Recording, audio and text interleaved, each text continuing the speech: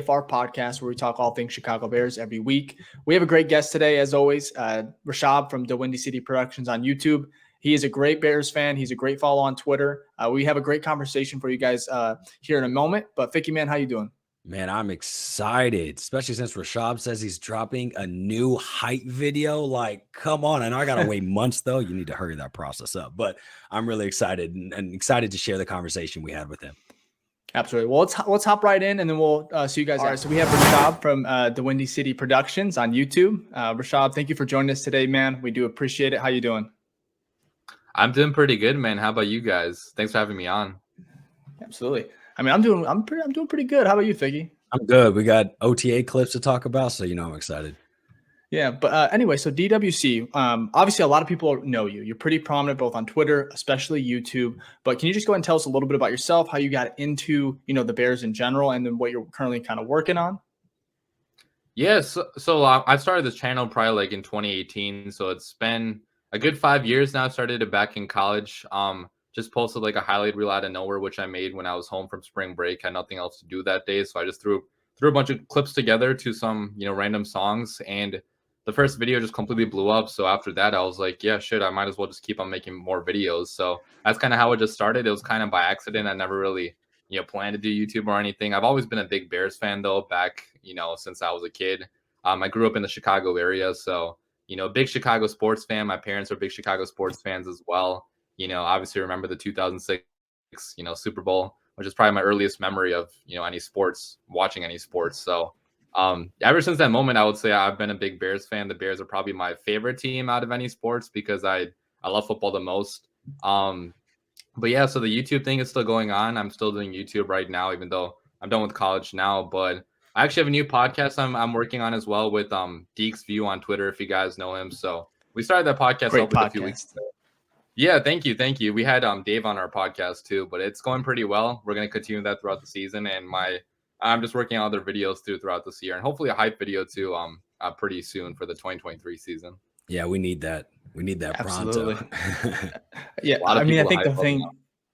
Absolutely. As far as like the Super Bowl memory, 2006, it's funny you kind of mentioned that. I think that's mine as well. I was a lot younger, and I remember, Devin Hester, returning it. And at halftime, I went outside and played like backyard football in the dark with my cousins and stuff. I came back in, and we ended up it was like the fourth quarter, and it kind of switched the score and everything. I was like, what happened? It was devastating. But Vicky, do you remember that? Oh yeah, I was in a church watching it. And I got very upset at the end. That you probably shouldn't have been throwing a temper tantrum in a church, but that's what I was doing at the age of 13. So yeah, that was not a great memory. Like if you take out the Hester part, like if that doesn't happen, like I would never talk about that game. But yeah, not the best of especially that interception at what was that, Tracy Porter who picked off Grossman at the end. Oh yeah, it was tough. If we would have had like any other quarterback, even who was the backup that year that played Orton? If Orton was in there, we could have won that game. But I guess that's a topic for another day. That's just my hot take.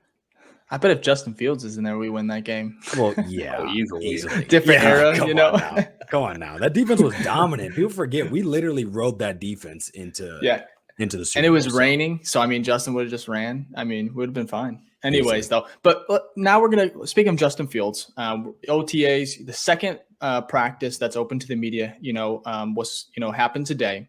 A lot of information came out from just Tyler Scott, Stevenson, the rookie corner, and of course, Justin Fields and DJ Moore. So DWC, obviously there's a lot of hype kind of building. I would say it's a slow build, but it is there.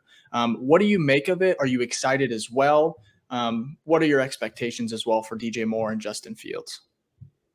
I'm super excited, man. I mean, seeing that connection with DJ Moore, that's like what you want to see right now as a Bears fan, because we've just not seen Justin Fields have any receiver of the caliber of a DJ Moore so far. Like we had A-Rob for 2021, who's probably in 2021, like he was kind of not the same as he was earlier on. So like he's only really had Darnell Mooney and like some games to Chase Claypool to play with. And that's kind of why he's only passed for 2,000 whatever yards he had last year. Like it was not a good passing year for him, partly because he didn't have the weapons. So, seeing a receiver come into here that fits Justin Fields' skill sets as well, which I think is a very important thing. Like DJ Moore's best attribute is his intermediate route run. His route running in general is really good, but like the intermediate parts of the field, the middle of the field, DJ Moore is really, really good. And that's an area where Justin Fields does have to improve on, throwing to the middle of the field. So I think that connection could help out Justin Fields in terms of attacking the middle of the field a lot more. And, the other guys around him too are going to benefit now. So like a Darnell Mooney, like a Chase Claypool, they're going to have more open looks now because DJ Moore is going to be drawing up more attention in the middle. So I think it's really, really encouraging if you are a Bears fan that, DJ Moore and Justin Fields already have a great connection because, dude, last year at camp, like you were not hearing these things, for the offense. Like we had Byron Pringle, right, St. Brown, like a bunch of backups back then. And like you were not getting any hype videos or any clips from the Bears posted, but it's a totally different story now. So I think you got to be really excited about the offense now if you're a Chicago Bears fan. Yeah, absolutely. I agree with all that. Vicky, man, how you feeling? Yeah, I agree too. Like if you go back to last year, I think actually the first OTA or maybe the second one, like Fields actually had it was a bad performance. Like the media all talked about like, hey, it just was not a good day. So do I look at this and be like, oh, this is everything set? Like, do I overhype this? No, I wouldn't say that. But is it better than the other option? Right. Like, of course. So yeah. The more we hear about this connections, I think that's great. And if we look at the clip, like he threw it in a tight window. And it was I'll throw like that clip on here as well. So everyone knows. If you haven't seen it yet, if you have, or if you haven't, go on Instagram, go on Twitter, check it out, watch it about 5,000 times, and then come back to this podcast. Yeah, I think the Bears actually posted it, and it was like like 2 or 3 defenders on him, maybe 2. And I know it's not in pads, I get all that, but it was through a tight window right across the middle of the field, which Rishab was just talking about. So it's nice to see those things because we know last year we didn't see those as much. So we're hoping that DJ Moore it's not just the connection, but it's also how it benefits everyone else around them. So now, there's less pressure on Mooney once he gets back. There's less pressure on Claypool and things like that. And then really everyone's just elevated because we have a true wide receiver 1. Absolutely. And that throw also talked to kind of like Justin Fields' arm. I know a lot of people talk about it, rocket arm, big arm, but really it just pops off his hand. Like I know it is OTAs, but that's one thing that really struck me. Obviously a tight window. I like that they trust DJ Moore. Hey, I'm going to throw it to this guy. And again, it is OTAs, second one open to the media, but you like to see that. And I want to read this to you guys and kind of see what your reactions as well. Because it is OTAs, it is kind of hype. But this is what Adam Hogue, he tweeted this earlier tonight. He said, coaches and players continue to rave about the QB and general vibe around the team. That's not new this time of year. Every team usually gets that. But this is what is very interesting with what he said. He said, what is new is that the play on the field backs it up. More times than not, that hasn't been the case in his 13 years covering this team. So 13 years, and he has not really seen a quarterback and I guess an offense kind of back up that hype that is building. So you're going to get hype. Every team gets it, Mitch got start hype. of the new year. Exactly. Oh, exactly. And we all bought into that. Yeah. Or at least most of us did. And so it's just interesting because Hogue, I don't think he doesn't go this route very often. I've never seen him. He tries to stay level-headed. He is part of the media. Him and Johns, they don't really, unless that's when it's almost real. And so what do you guys think about that in regards to just the 13 years he has not really seen an offense back it up? And again, it is early. I'll let you go, Rishab.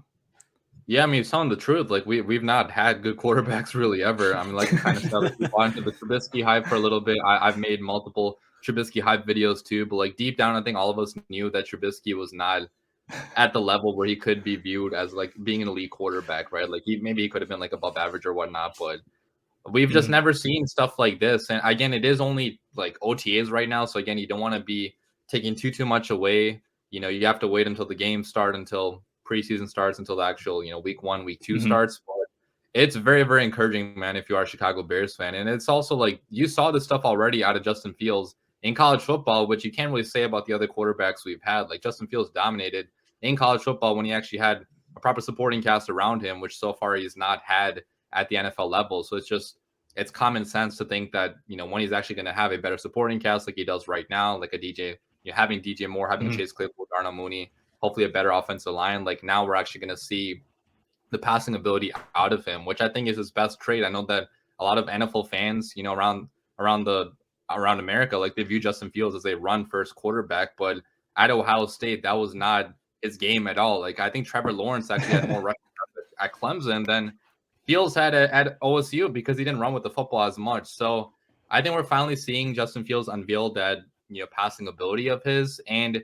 reporters like, Johns and Hogue, like they're seeing it for the first time, a quarterback that Bears fans can actually believe in.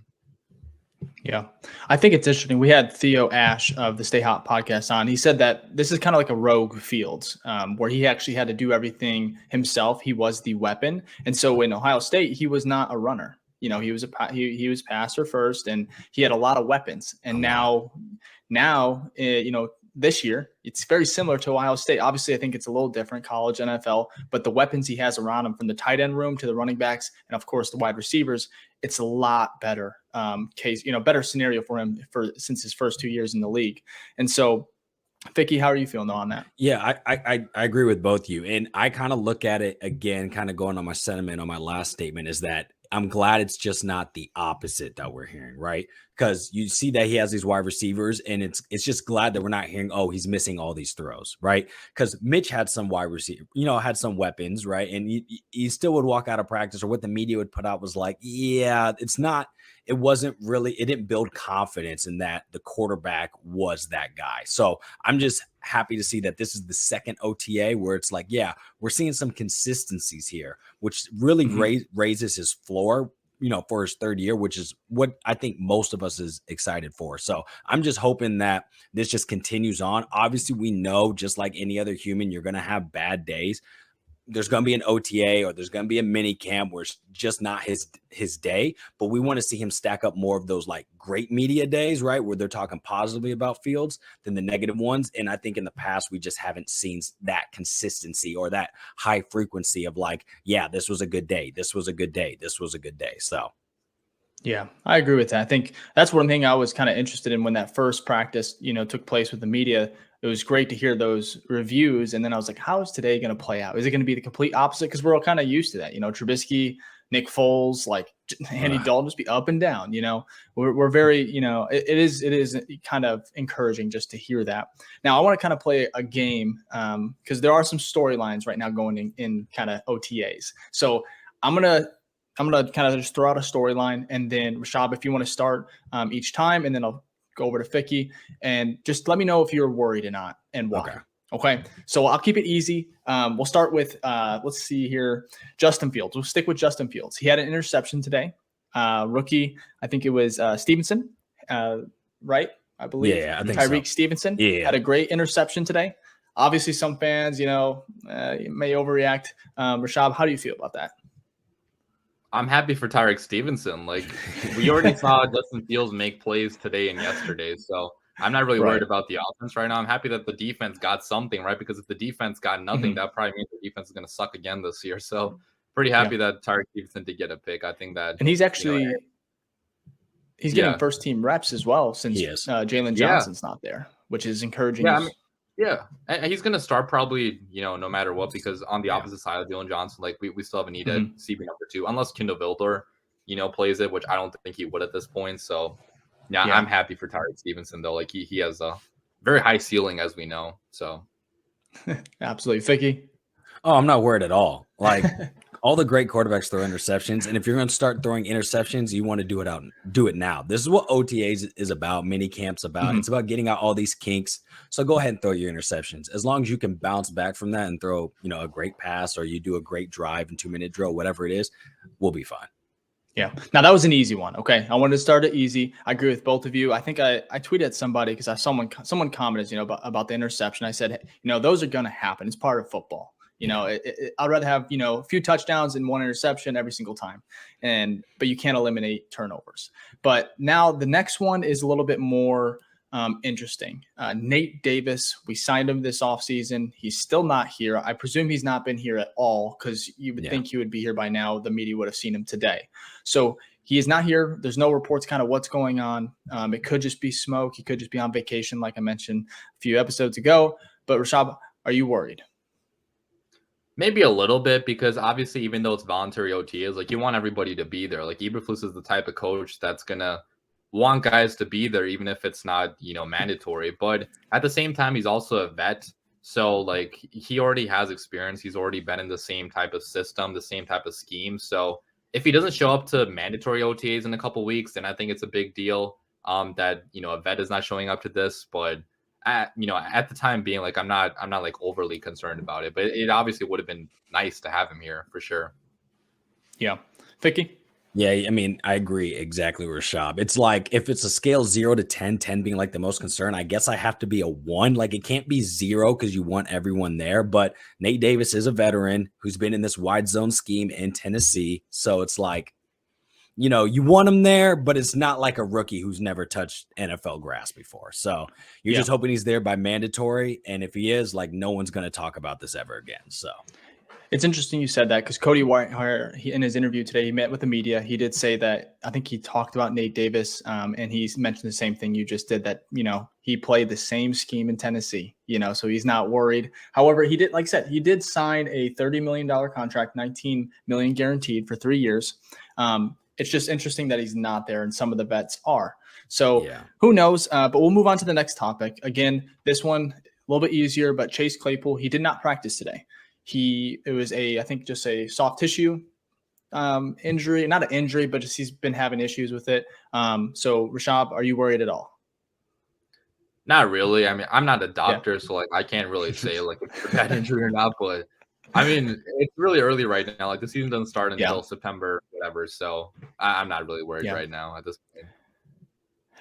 Has Claypool had like injury concerns? Like I followed him a little bit in Pittsburgh, obviously. Did he miss? I guess I could have no major, nothing too big, right? Okay. No, I think his first big one was actually with us because that was his worst season as well statistically. So I don't think he's had anything like where he missed a whole season or like 8 games or anything like that. Yeah, it was funny because I saw another tweet there like, "Oh, here we go already." You know, right? I was like, negative Bears. There's a lot of negativity, but I think it is just a PTSD. Maybe a small percentage. You know, of some fans just do have a pessimistic view in regards to that. So another one, transition, Jalen Johnson.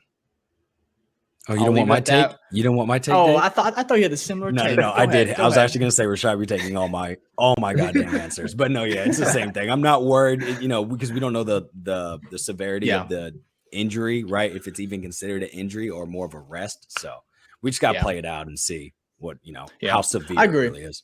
I'm not worried either. Like I said, we don't have, there's some storylines, but I need to kind of fill in some of this. No, it's all good. But all right, so Jalen Johnson, the Alan Williams, defensive coordinator of the Bears, he talked about Jalen, said that he's in meetings, or not in meetings, but he's attended via Zoom. He's always asking questions every day. So he is kind of partaking. I think he's even helping the rookies a little bit as well, but he's not on the field. So Rishab, are you worried at all? And like a scale of 1 to 10? A little bit more than Nate Davis because he is in a contract year. So I think that makes things a little bit different because he doesn't have the long-term job security that a Nate Davis does. And we also drafted 2 rookie cornerbacks this year, and we drafted one last year too. So I think that kind of complicates things a little bit. I know a lot of Bears fans are already saying that, one of Tyreek Stevenson or Terrell Davis now is guaranteed to replace him. Now, I think it's too early to say that because it's only May right now, and Jalen Johnson is by far the best cornerback we have right now. Like he's the only guy that's proven anything so far. So you can't automatically assume that he's going to be gone, but it's pretty interesting because I don't want to compare it directly to Roquan Smith, but Roquan, the whole situation, with him wanting his money and, not showing up to some practices that obviously pulls the wrong way to some extent. So if that kind of rears its ugly end again, then maybe that could be another situation like that. But I think it's way too early to even talk about that right now. So not too worried, but it's probably a little bit more worrying than Nate Davis's situation. Yeah, Vicky, maybe a 3, I guess. Jalen Johnson doesn't even live in Chicago, and he does have a kid, so he could be doing things in California and just being away from the team and just. That's his decision. Yeah. And the fact that he's at least active and participating, that doesn't sound like someone who's trying to hold out. I know Roquan did show up, so I guess, I don't know. We don't have enough information, but the vibes I'm getting now based off hearing that he's being active in meetings and, being active with coaches and other players, it makes me less concerned. even though the concern wasn't super high. I need to see, you know, I think mandatory minicamp is really going to be, you know, the big determination to figure out like how high the concern is going to be, because like you have to be there. So if he doesn't, obviously we know he's holding out, and then now we're going to go through this Roquan stuff again. So yeah, I don't think it's going to probably go the Roquan route, just because that was just he didn't have an agent. It was just very odd scenario, especially messy. You know, dropping that news on Family Fest. Just the whole entire that was so process messy. Was very that was so unique. Messy. Yes, so I agree with both of you there, and then that's kind of that's probably the end of the game as far as, you know, the storylines, obviously, which is good. We don't want too many issues, but maybe Cario Santos, he did. I think it was yesterday when they spoke to the media. It was the special teams coordinator, talked about, you know, the extra points. Missing those was kind of like an issue about midway through the season, and then he kind of fixed it essentially at the end. So, Rishab, this is a fun question. If you had a chance, or Robbie Gould is a free agent, and the money worked out, would you rather stick it out with Santos, or would you rather sign Robbie Gould next year for like maybe a year or two? There's only one right answer, by the way. I mean, I want to say obviously Robbie, because you know, he's been here already. He was really good with us, but I also want to, like, playing devil's advocate. Like the last year at Soldier Field, like with us, like he wasn't good that year. Like that's kind of why Ryan Pace cut him, which I feel like a lot of Bears fans do forget about that. Like a lot of Bears fans that year were telling Ryan Pace to cut Robbie Gould. So like he should not have done it though, because it's only one bad year. But there is something at least there where like he was kind of struggling that year. But I do think that, you know, he's obviously proven to be one of the best kickers of all time. He loves Chicago, obviously. I don't think that Ryan Poles is going to do it though, because you know, Cairo's already under contract. We also have Andrew, what's his name, Smites or something, the rookie that we didn't draft him, but like he's UDFA. UDFA, yeah. So he could be another. I think he has a big leg. I don't think we're adding Robbie, but that would be fun, 100%. Right.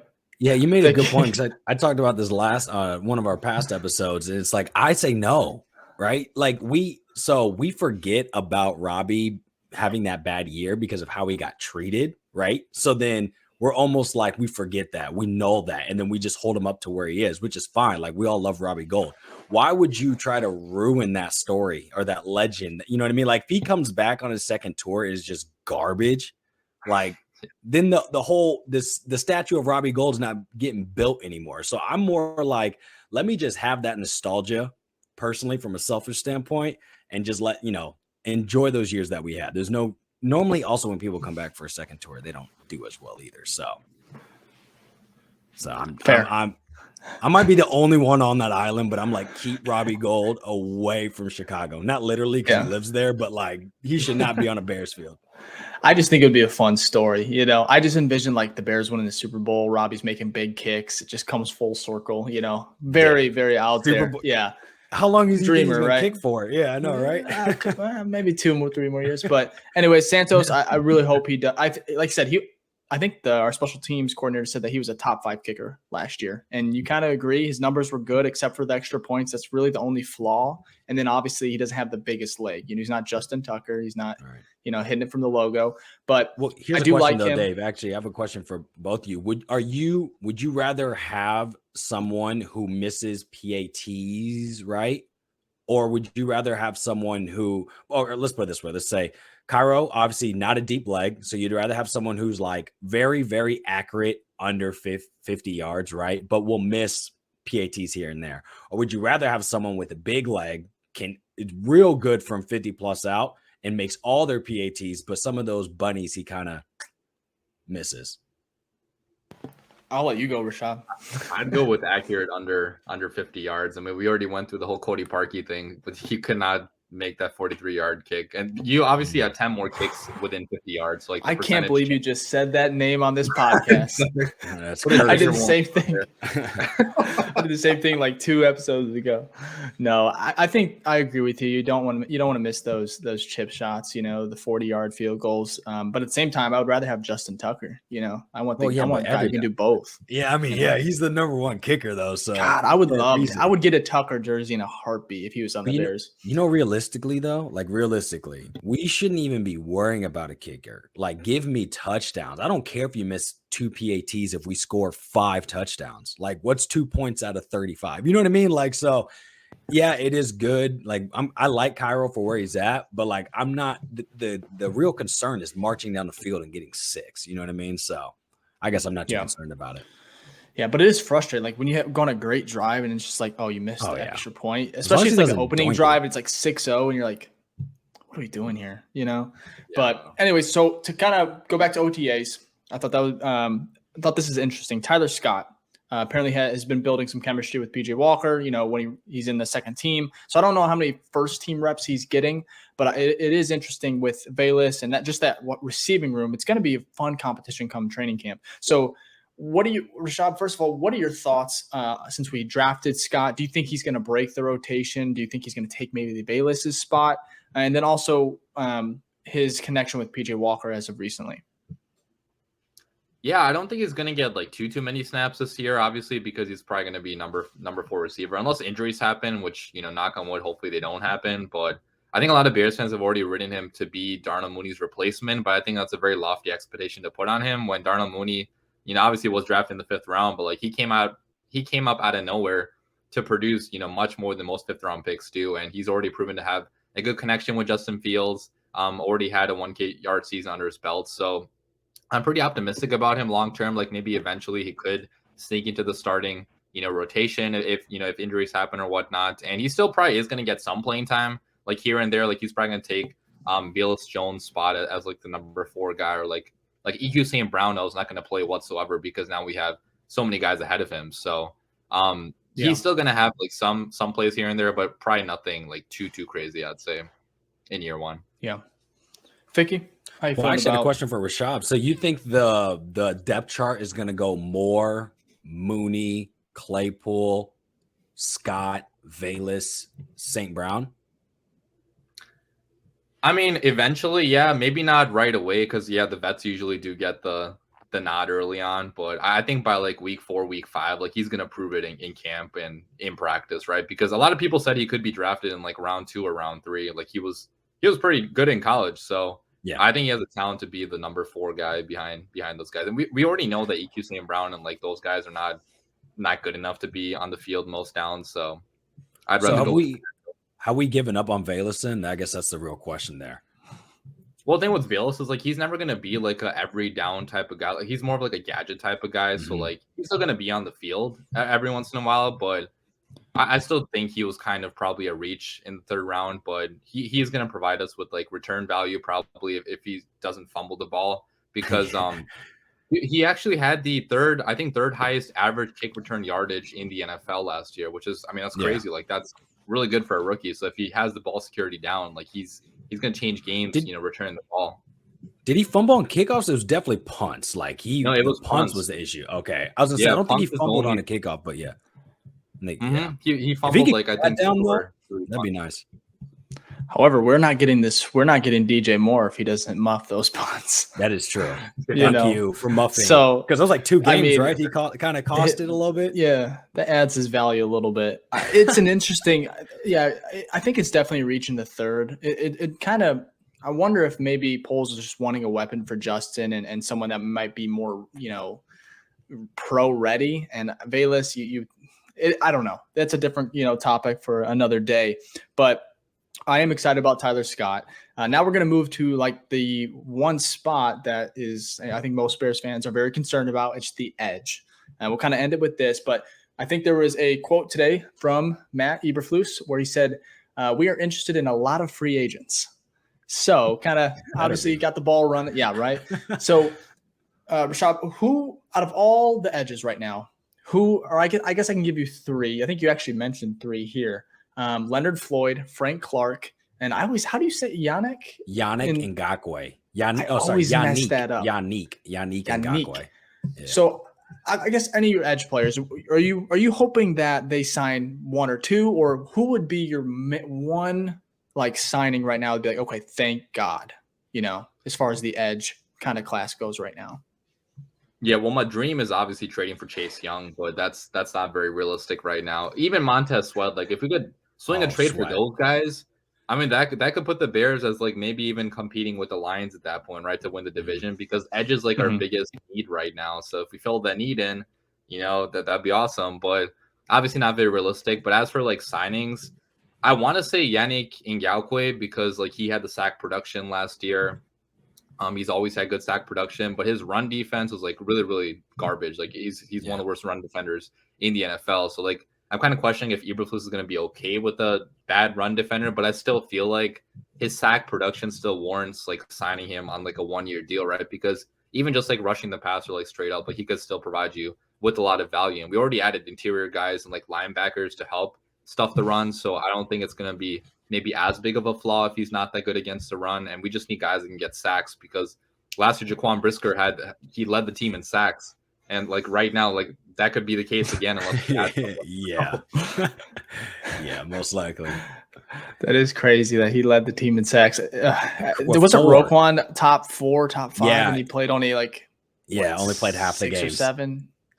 Wow, it's interesting. Bro. Which is a linebacker still. It's still not a lineman, which it should be. So yeah.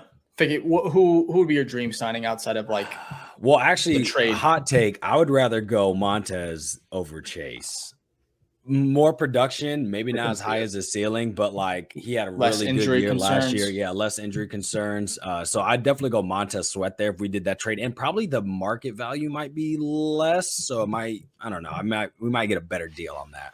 And then obviously if I'm not on a pipe dream and I'm thinking about the guys who are out there, I'm probably going to go Yannick as well, just because every season he's had 8 or plus more sacks, right? We know he's shit against the run, like Rishab said, but we need anything, right? We didn't get sacks. So if it's first down, second down, don't put him in. You don't have to do that, right? But what is Flus calls it like the grass team or something where it's like just pass rush. He has a name for it. I don't remember it. But when you know, like, oh, we're sending our best guys, like that's when you put them in, especially for a 1-year deal. Probably wouldn't be too expensive. I think that would make the most sense. At the end of the day, all of these are duct tape to the leaking hole, right? None of these are fixes. Maybe Montez like helps patch it up a little bit, but we have to draft. We have free agency again next year. We're gonna have to like really, this has to be like our number one priority of getting like these edges, because we literally don't have anyone unless, which just would be great, someone from last year actually steps up, like D-Rob actually, starts to develop a little bit more, because obviously he was a lot of raw talent, right? But he had to be kind of coached up because he was a wide receiver quarterback before. So if one of those guys come in-house, that'd be great. But otherwise, we're going to be back having this same conversation in about a year, trying to figure out, did we draft the right guy?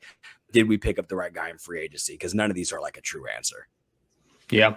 If only we had 2 first-round picks next year, Yeah, that would be nice. That would be nice. No, I think Fields that's better when ball it's out, gonna be so we don't have to solved. use those for a quarterback. That's the thing. Yeah, if Fields is the guy, man, are the Bears set up? Both goodness. financially, with the cap, and then the capital that they have, with the draft. So it is interesting. Leonard Floyd, I saw a name on there. I like Floyd. Apparently, he doesn't fit the scheme per se, but I really think he's a pretty good player. I think he got a lot of hate for not getting the other production. Teams. Yeah, with the Rams. Yeah, with other teams. I liked Floyd when he was here, man. Rishab, how do you think of Leonard Floyd during his tenure? Packers. Like he had sacks against the Packers like every single time. Those were the only sacks he had the entire year against the Packers twice a year. He always had a sack against Aaron Rodgers.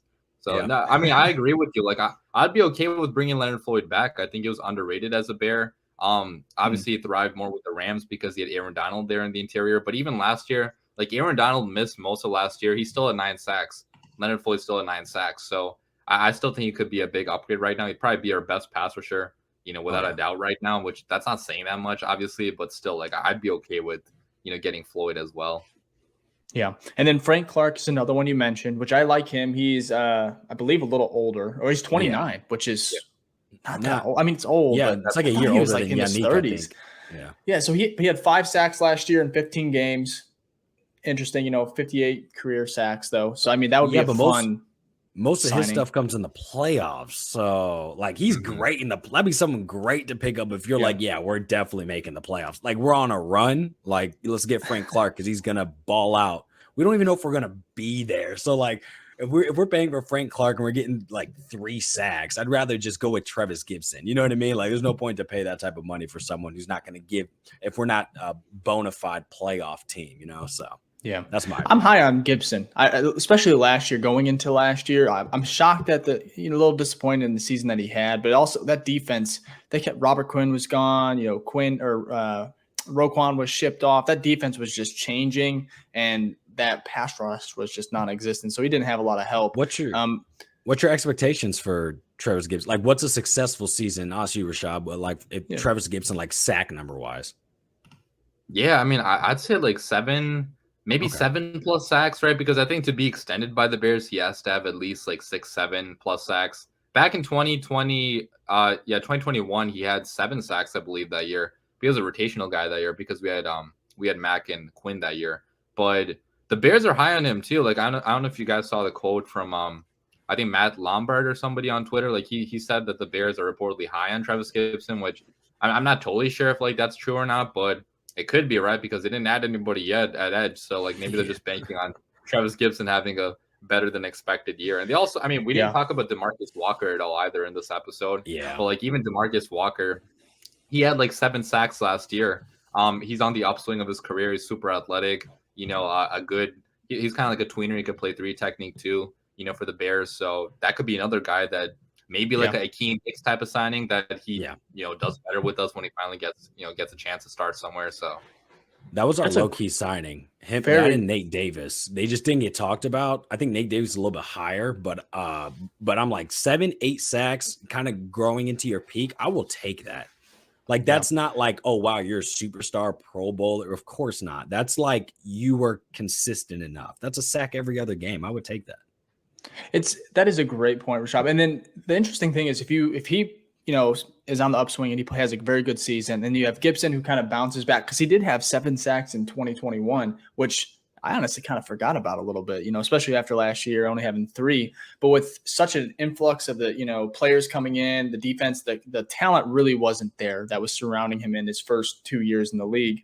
And then the fact that he is going to be playing for an extension, you bring in another vet like a Frank Clark or somebody like that, it could be a pretty maybe average, and that's better than what we kind of have, as far as production goes. But yeah, if we could get like don't make us bottom 5, but even if we get like break top 20, like I think that's okay. Like maybe these signings will push us from like 23rd, you know what I mean? Yeah. Like pass rush to like 17, or maybe that's even too high. But like right now, at least on paper and what based off the players that are on the team now, what it showed last season, we're like bottom 3 easily. So we're just hoping these guys can step up. We just don't need to be like absolute dog shit. Like let's get a little bit closer to that mean. And then I think that will help the defense tremendously, which obviously in return will help the offense. So yeah, I think I agree with matters a lot too. Sorry to interrupt, but I was going to say the interior matters on this defense because like even with the Colts, like DeForest Buckner was their main pressure guy from the inside, right? Like they didn't even have Yannick Ngakoue back then. Like he signed with the Colts after Eberflus left to the Bears. So like if Jervon Dexter and like Zach Pickens become better than expected in year 1, we could actually have a pretty decent pass rush because a lot of this pressure does come from the inside. So yeah, and that's why he always talks about that the defensive tackle is the most important position, the 3 tech. Because if you listen to Flus, he talks about all times pressure from the inside, and then it creates pressure from the outside. So because they have nowhere to step up. So you're right. I'm not putting too much high of expectation on these rookies, right? But if they can like together be like at least a solid fit, and we still have Justin Jones too, who did play solid last year. So hopefully, hopefully, and this might be like wishful thinking, if we get like Travis Gibson, like 7 sacks, 6 sacks, DeMarcus gives us like 8 to 9. And then, the interior kind of mixed together with the rookies can get us like 3 to 4. I think that's going to be better than what's expected, at least for me. Yeah, no, I agree with all that. Absolutely. Well, Rishab, we appreciate you hopping on, man. It's a fun time. I think we have another OTA practice next week, and then I think maybe one more, and then there'll be kind of a break. But we appreciate you hopping on, man. You want to plug kind of where we can find you, what you're working on? Yeah, you can follow me at DaWindyCity Productions on YouTube or DWC Prods on Twitter. I'll be having more videos out for you guys this summer. As I mentioned, like a hype video too, eventually for the 2023 season. Yes. That's probably going to be out in like August, September-ish. So got to think of some ideas. You got to get it sooner, man. Back in 2018, I posted mine in like in March, and it blew up in March. But yeah, that's wild. Yeah, because people are fiending. Yeah. Was that after the 2018 season? 100%. Yeah, I posted that back in March. Yeah. Yeah. Oh wow. So wait, after that was in 2018. So what was that app? Or what did? Yeah, that was just right after free agency happened. Just for 2017. No, for 2018, because that was after we went to the playoffs, right? Got you. I was like, who are we hyping in 2017? Yeah. You know what I mean? I'm like, wait a minute. Okay. No, we weren't in the playoffs at that point. Like that was before the 2018 season in March. Wow. That was after we signed like A-Rob and like Taylor Gabriel and like a bunch of those were before Khalil Mack. Yeah. Before Khalil Mack. Yeah. Before the NFL draft too. So we didn't even have Roquan Smith back then. For some reason, people were super hyped about the Bears already. That's crazy. We are wild fan base. Like what? I do think we are the most active, like as far as like YouTube. I don't know. I try to pay attention to see kind of what draws. I think Chicago, just the media. Packers have a pretty good one too, from my understanding. So yeah, I still think the Bears are better though, because like the Bears have never had a good team recently. It's like the Packers at least have a good team to talk about. We don't have good teams to talk about. Imagine if we did. And misery brings company. Like when your team sucks, numbers go up because we're all over here just having venting sessions because therapy is expensive. So like, you know what I mean? So absolutely. Totally get it. Hopefully we don't have that this year though. Yeah. Well, we appreciate you coming on, man. We'll have to have you on again. But again, 100%. Thank you so much. You guys, we'll have all your socials in the description, and we'll have you on again, man. So thank you. Yeah, I appreciate it. Good, man. Thanks for having me on. All right. I want to thank Rishab for hopping on again. I think it was a great conversation. We got to talk Bears. Ficky, man, how do you think it went? I think it went great. A lot of great topics. I'm just glad that OTAs were actually talking about like positive shit instead of like bad play. So I'm excited. It was a great conversation. Absolutely. We'll have him on again. We'll be back next week. We'll probably have another episode just after OTAs are available to the media. I think that's next Tuesday or Wednesday. So around the same time, but we appreciate your guys' support. Just make sure to like, comment, and subscribe to the YouTube channel if you do enjoy the content. It really does help the channel grow. And we'll see you next week. Peace.